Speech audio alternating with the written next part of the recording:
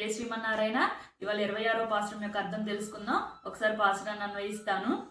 மாலே மணிவண்ணா மார்கஜி நீராடுவான் மேலையார் செய்வன்கல் வேண்டுவன கேட்டியேல் ஞாலத்தை எல்லாம் நடுங்க முரல்வனா பாலன்ன வண்ணத்து உன் பாஞ்ச சந்நியமே போல்வன செங்கங்கள் போய்ப்பாடுடை எனவே சேலப்பெரும் பறையே பல்லாம் திசைப்பாரே கோல விளக்கே கொடியே விதானமே ఆల నిలయాయ్ అరులేలో రెంబావాయ్.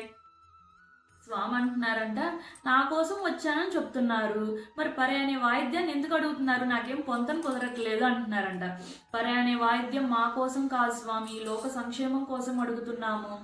ఆశ్రితలయందు వ్యామోహం కలిగిన వాడా, ఓ మణి వంటి వర్ణము కలిగిన వాడా, ఈ మార్గశిర మాసంలో నీతో నీరాడడానికి వచ్చాము స్వామి అని అంటున్నారంట.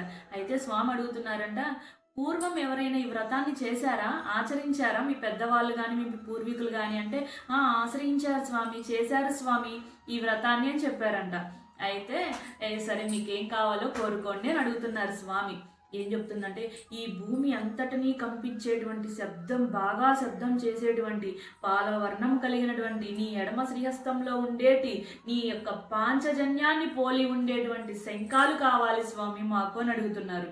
ఇంకా ఏమడుగుతున్నారంటే, బాగా శబ్దం చేసే తప్పెట పరే అనే వాయిద్యం కావాలి స్వామి అని అడుగుతున్నారు. స్వామి కుండ నృత్యం బాగా చేస్తారంట కృష్ణయ్య.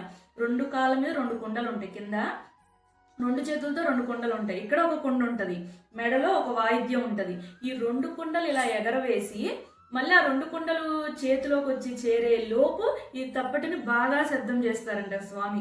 చాలా బాగుంటుందంట నృత్యం.